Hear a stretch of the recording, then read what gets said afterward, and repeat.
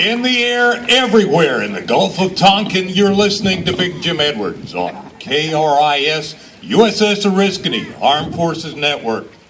That's how I started the days on the Oriskany.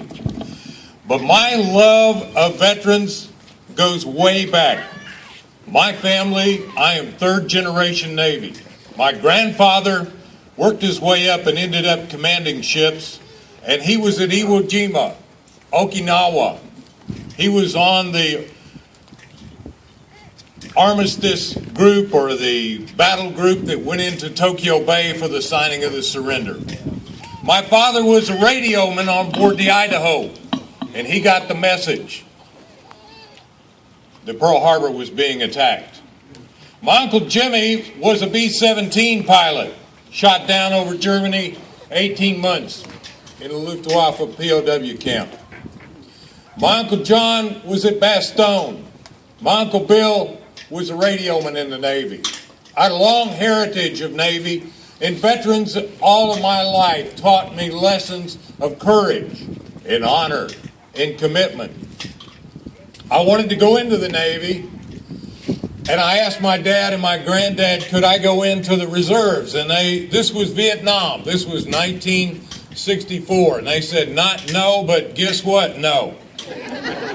But you know what? They did not know. They were trying to protect me from combat, but what they did not know is had I gone into the reserves, I would have known there was opportunities for me to go to college in the Naval ROTC. And it would have been a different world for me. As it was, I went in 1967. I ended up on the USS Oriskany with VA 163. And I volunteered and I did Armed Forces Radio. My pilots, I lost 12 of them. I had 5 POWs. We had the highest casualty rate in the Navy. John McCain was one of my pilots. In October 26, 1967, they handed me a piece of paper in the studio and said, would you please announce Lieutenant Commander McCain has been shot down. We came back to the States. I was given the opportunity to be flight crew.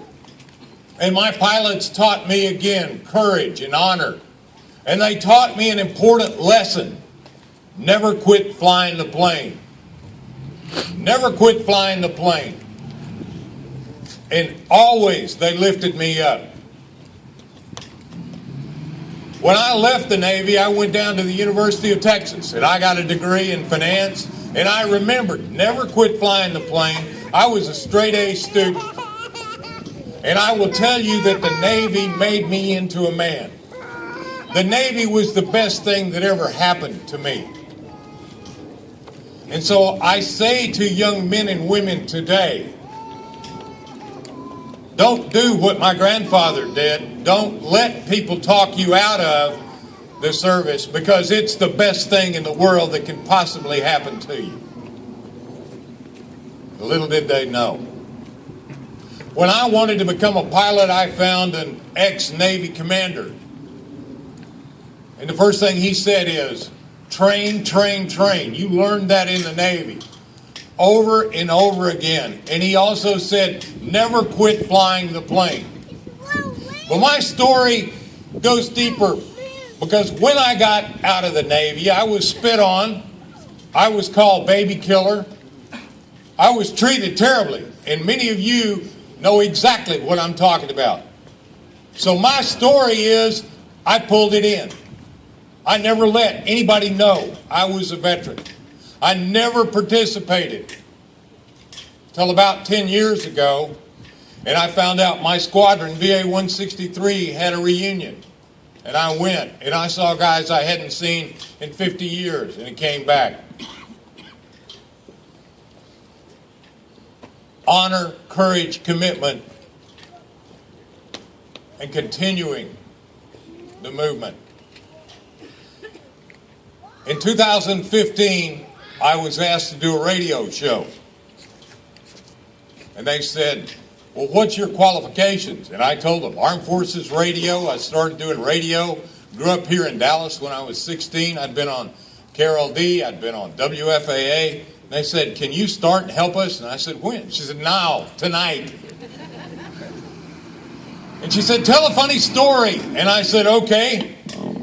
When I went on the Oriskany, I looked at all of the music and the record albums. And it was Sing Along with Mitch. It was the Hollywood pop, you know. It was all opera, all classical. And I'm like, are you kidding me? So we went into the Philippines, and how many of you guys been to the Navy Exchange at Subic Bay? You remember it? Yeah. I got every rock and roll album I could get. And when we pulled out after Colors, I came on, just as I did a few minutes ago. And I cranked it up. And about that time, the phone, after the first or second song, the phone rang in the studio, and I picked it up reluctantly, and I was like, this is Jim Blythe. He said, this is Captain such and such, and he was CO of the ship, and I about had a heart attack. I didn't even know the phone worked. He said, Sailor, we're up here on the bridge listening to your music, and you sound just like stateside radio. You keep it up. I'm proud of you. I said, thank you, sir. Hung up. About that time, the door blew open, the studio. In comes the Catholic chaplain. He said, Sailor, who told you to play that devil music? I said, the captain. He's on the bridge. Go talk to him.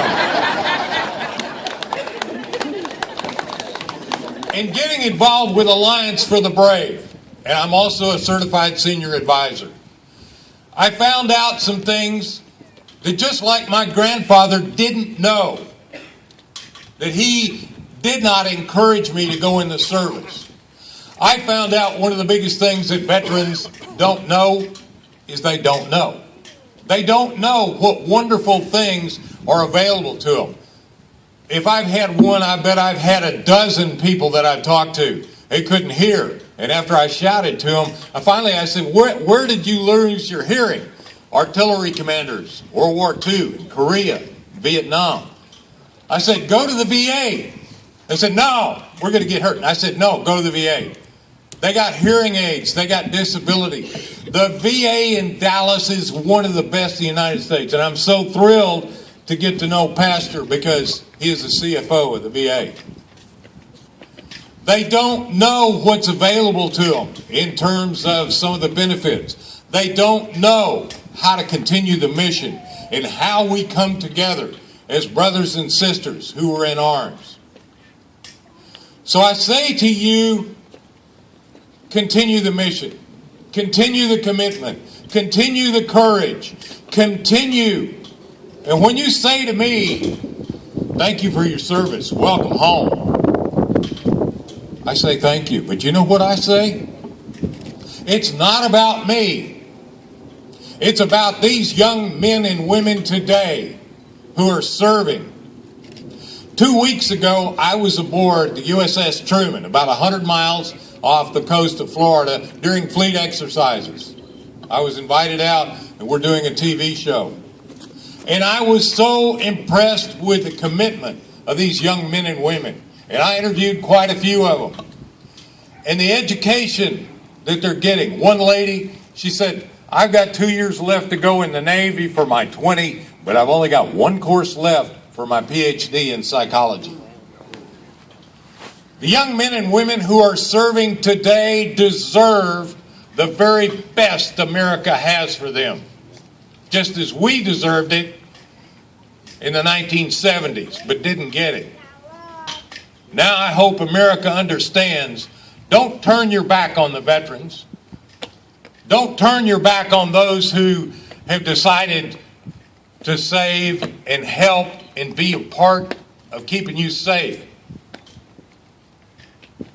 Embrace, go forward, learn about honor and leadership and commitment, because that's what the military teaches.